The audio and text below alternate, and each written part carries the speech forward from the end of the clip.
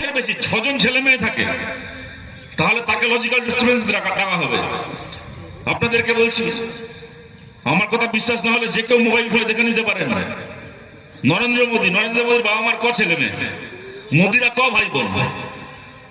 নরেন্দ্র মোদীর বাবা মার 6 ছেলে মেয়ে, মোদিরা 6 ভাই বোন। গুজরাটে এসআইআর হয়েছে, ডেকেছে মোদীকে, ডেকেছে এসআইআরে যে তোমার বাবা মার কেন 6 ভাই বোন, এসো তোমার ডকুমেন্ট নিয়ে আমার কাছে।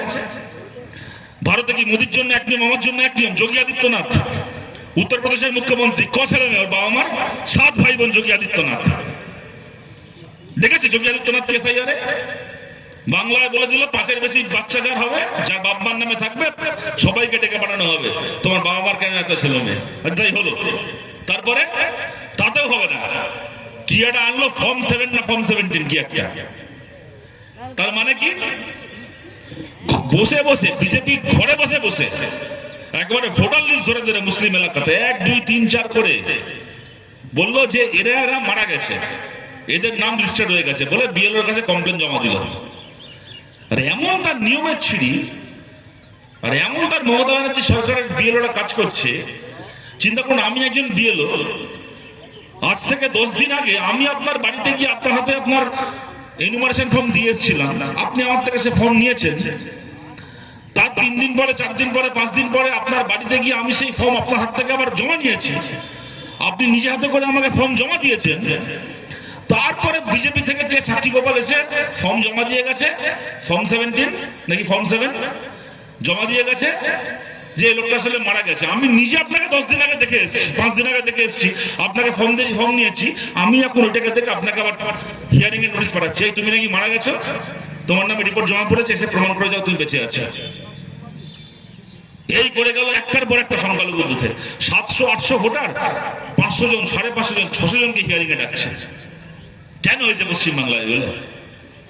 যদি মমতা ব্যানার্জি না চাইতো এটা হতো বাংলায়? পারতো না মমতা ব্যানার্জি বলতে? পারতো না মমতা ব্যানার্জি বলতে?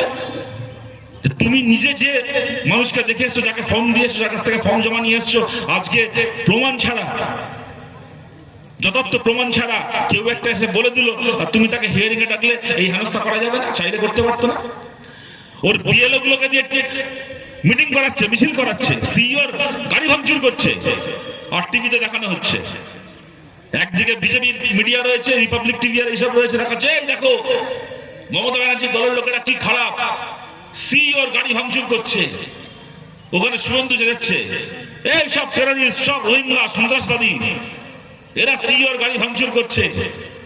আর মুসলমান এলাকায় গিয়ে তৃণমূল প্রচার করছে, দেখেছো আমরাই পানি বিজেপিকে টাইট দিতে, আমাদের দিদি কত বড় ভিড় দেখেছো, বিএলওদেরকে নিয়ে গিয়ে সিইওর গাড়ি ভাঙচুর করে দিচ্ছে, আমাদের দিদি কি লড়ছে বিজেপির বিরুদ্ধে।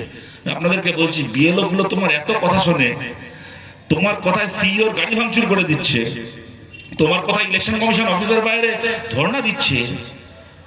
গোটা পশ্চিম বাংলায় একজন বিএলওকে দিয়ে থানা একটা এফআইআর কেন করালো না যে এই বিজেপির লোকটা, কি রামসাম যদুমধু যেই হয়ে থাক না কেন, এই লোকটা আমার বুথে 300 জন মুসলিম মানুষের বিরুদ্ধে অন্যায়ভাবে ফর্ম 7 জমা দিয়েছে, এসআইআর এর কাজকে ব্যাহত করার চেষ্টা করেছে, জ্যান্ত লোক মারা গেছে বলে মিথ্যে ফর্ম 7 জমা দিয়েছে, এই লোকটা আমার বুথে, এই লোকটার নামে এফআইআর করছে থানায়। মমতা ব্যানার্জির বিএলও, মমতা ব্যানার্জির অফিসার, এরা সরকারি কর্মচারী।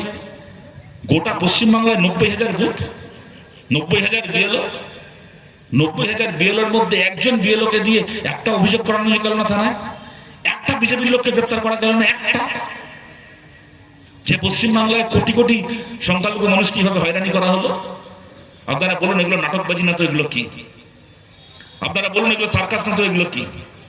আর প্রত্যেকবার ভোট আসবে, মোদি কখনো এনআরসি আনবে, কখনো এসআইআর আনবে, আর দিদি মুসলিম এলাকায় গিয়ে বলবে দেখেছো বিজেপি কি খারাপ, তোমায় খুব জ্বালাচ্ছে, আমি মমতা ব্যানার্জি, আমি একমাত্র তোমাকে বিজেপির হাত থেকে বাঁচাতে পারি, তাই আমি চুরি করি, ডাকাতি করি, তোমার ছেলে মেয়ের চাকরি খাই, তোমার গ্রামের রাস্তা তৈরির টাকা খাই, 100 দিনের কাজের টাকা খাই, বাড়ি তৈরির টাকা খাই, সন্ত্রাস করি, পঞ্চায়েত দখল করি, যাই করি না কেন বাপ বাপ বলে আমাকেই ভোট দেবে, কারণ বিজেপিকে আটকানোর জন্য একমাত্র বাংলায় আমি আছি।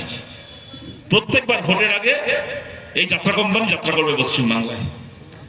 বলুন একটার পর একটা ভোট এইভাবে ওরা পার করবে, আমরা দাঁড়িয়ে দাঁড়িয়ে দেখবো? আমরা বলছি এইভাবে ওদেরকে জিততে দেওয়া যাবে না, আপনাদের সবার কাছে আবেদন করছি। সবাই মিলে এদেরকে হারাতে হবে। বামপন্থীদেরকে আপনারা জেতান, হেমতাবাদে আমাদেরকে আপনারা জেতান, যারা কংগ্রেসের সমর্থক যারা রয়েছেন, যারা দূর থেকে আমাদের কথা শুনছেন, আপনাদের কাছে আবেদন করছি। আপনারা জানেন আমরা আন্তরিকভাবে চেয়েছিলাম গোটা বাংলা জুড়ে তৃণমূল বিজেপি বাদ দিয়ে বাকি সমস্ত দলের সঙ্গে লড়াই করুন। নওশাদ সিদ্দিকী আছেন, আইএসএফ আছে, বামফ্রন্ট রয়েছে, সিপিআইএমএল, নকশালপন্থী লিবারেশন, তারা আছেন আমাদের সঙ্গে, একসঙ্গে আমরা লড়াই করছি। ভালো হতো কংগ্রেস থাকলে, আমরা চেয়েছিলাম, আন্তরিকভাবে আমরা চেয়েছিলাম, কিন্তু কেন সে বোঝাপড়া হয়নি আপনারা তাও জানেন। কিন্তু তা বলে সাধারণ কংগ্রেসের কর্মী সমর্থকদের এটা দোষ নয়, কংগ্রেসের সাধারণ কর্মী সমর্থকরাও চেয়েছিলেন একসঙ্গে লড়াই হোক। হয়তো কিছু নেতা চাননি, তাদের বিরুদ্ধে আমাদের বলার কিছু নেই, তাদের দলের সিদ্ধান্ত তারা নিয়েছেন, তাদেরকে শুভেচ্ছা। কিন্তু সমস্ত কংগ্রেসের সমর্থক কর্মীদের কাছে আমরা আবেদন করছি, আপনারা দেখেছেন আজ থেকে 1.5 বছর আগে যখন লোকসভার ভোট হয়েছে, আলী ইমরান রমেশ ভিক্টর, একসময় ভিক্টর দা ফরওয়ার্ড ব্লক করত, সে যখন লোকসভায় প্রার্থী হয়েছে, গোটা বামপন্থী শিবির, গোটা বামফ্রন্ট ঝাঁপিয়ে পড়েছিল কংগ্রেস প্রার্থীর জন্য। আন্তরিকভাবে আমরা কংগ্রেসের থেকে বেশি দেওয়াল আমরা লিখেছি কংগ্রেস প্রার্থীর হয়ে। যদি 5টা বুথে কংগ্রেসের পোলিং এজেন্ট থেকে থাকে, কংগ্রেস প্রার্থীর হয়ে 50টা বুথে আমাদের পোলিং এজেন্ট ছিল। মার খেয়েছি, ঘর ছাড়া হয়েছে, পাল্টা মার দেওয়ার দরকার হয়েছে, সেখানে দিয়েওছি সেখানে, কিন্তু কাঁধে কাঁধ মিলে আমরা লড়াই করেছি। যদি ভবিষ্যতে দরকার পড়ে, যদি ভবিষ্যতে সুযোগ হয়, আমরা আশাবাদী ভবিষ্যতে আবার একসাথে লড়াই হবে, একসাথে আবার লড়বো। এইবার একসাথে লড়া হচ্ছে না, তা আমাদের জন্য নয়, আমরা চেয়েছিলাম আন্তরিকভাবে একসাথে লড়া হোক। আপনাদের সবার কাছে, সমস্ত কংগ্রেস সমর্থকদের কাছে আবেদন করছি, আপনারা আমাদের পাশে থাকুন এই লড়াই। আপনারা কাছে হাতুড়ি তারা চিহ্নে ভোট দিন, আপনারা বামপন্থীদেরকে ভোট দিন, আপনারা আমাদেরকে এখানে জেতান। আমাদের লড়াই তৃণমূলকে হারানোর লড়াই, বিজেপিকে হারানোর লড়াই, কংগ্রেসের বিরুদ্ধে আমাদের লড়াই নয়। যদি আমরা এই কেন্দ্র জিতি, তাহলে এই কেন্দ্রে সামনের 5 বছর কংগ্রেসের বন্ধুদেরকে সঙ্গে নিয়েই আমরা এই কেন্দ্রে কাজ করবো আগামী দিনে। উপর তলায় কোন নেতা জোট করলো কি কোন নেতা জোট করলো না, তার জন্য নিচের তলায় আমাদের কমরেডদের মধ্যে, আমাদের দুটো দলের কর্মী সমর্থকদের মধ্যে বন্ধুত্ব ভেঙে যাবে না। একসঙ্গে সামনের 5 বছর এই হেমতাবাদের উন্নয়নের কাজ আমরা করবো সব মানুষকে নিয়ে। আপনাদের কাছে আবেদন করছি, এই লড়াই আপনারা আমাদের পাশে থাকুন।